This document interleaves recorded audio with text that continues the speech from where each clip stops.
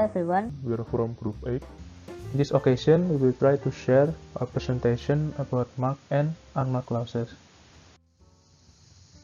But before we discuss or focusing more into marked and unmarked clauses, we are going to discuss or start our material about word that. This is because that the word that is heavily included into discussion about marked and unmarked clauses. As you know, the word that is used to identify specific person or thing observed by the speaker or writer, and referring to specific thing previously mentioned, known, or understood. So we can conclude the word that is the word to identify, referring, or indicate something or someone that the writer wants to talk about. Before we discuss marked and unmarked, I'll tell you first about the usage of that. Number 1. That as determiner. For example, that's a new car you have in your garage. And number 2. That as relative pronoun. For example, Sally bought the mango that the man was selling. And number 3. That in a clause as an object. For example, the CMO suggested that we finish our marketing project. And number 4, that clause as subject of a sentence. For example, that Clarissa feels so sad is very upsetting. And number 5, that in a clause as a complement to a noun or adjective. For example, Mr. Choi appreciates our effort that have brought donation for orphanage. Number 6, compound conjunction with that. For example, Sansa feels happy now that she has bought a new phone. And number 7, after reporting that.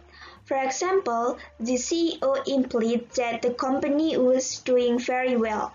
And number 8, after adjective. For example, Peter happy that he promoted as operating manager.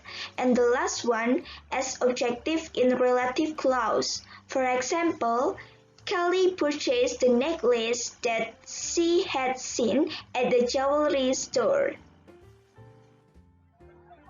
Now we will talk about marked and unmarked clauses. Do you remember the usage of that? It is common to find that in many clauses, right?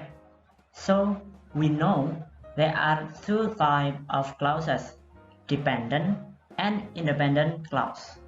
Dependent clause also consists many forms, but we can only find marked and unmarked clauses in noun clause and adjective clause. Let's go straight to the examples. Example 1. Noun clause. I believe that she knows the reason. That she knows the reason is noun clause, right? Dependent clause, right? I believe that she knows the reason. That she knows the reason is also marked clause. Then how can we turn this sentence into unmarked clause?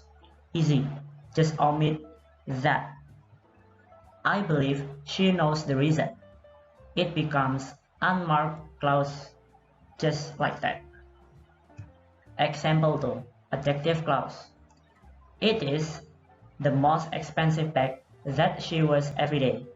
Okay, that she wears every day is adjective clause, dependent clause, right? Okay, so that she wears every day is also marked clause. So how to turn this into unmarked clause? Easy, omit that. It is the most expensive bag she wears every day. As simple as like that. So what's the difference? The difference is that if you want to emphasize dependent clause, whether it is adjective clause or noun clause, you can use that. One thing to remember, marked and unmarked only found in a clause which modifies that as an object of a sentence. Let's go into the example. That Clarissa feels so sad is very upsetting. That Clarissa feels so sad is noun clause, but it is object of a sentence. So we cannot just omit that from this sentence. Okay. Okay, now we will test our understanding by answer some question. If you need time to answer the question during the test, you can pause the video. So the first question is the statement below true or false? Marked and unmarked only found in a clause which verify that as an object. Okay, the answer is A. It is clear that marked and unmarked only found in a clause which verify that as an object. The next question: which one of these sentences contains a marked clause? Okay, the answer is D. For the explanation, that word in sentence A functioning as a complement to an adjective, then that word in sentence B is functioning as a determiner, then the word that in sentence C functioning as compound conjunction with that, therefore word that in sentence D functioning as marked clause. Next question. Okay, for the last question, which one of these sentences contains an unmarked clause?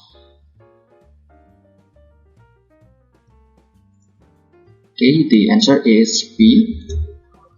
For the explanation, we see word that as functioning as a marked clause. In the sentence B, we can see the word that, so it is clearly unmarked clauses. In sentence C, there's word that as functioning as a determiner, and in these sentences we see word that functioning as a complement to an adjective. So that's all from us. Thank you and see you on the class.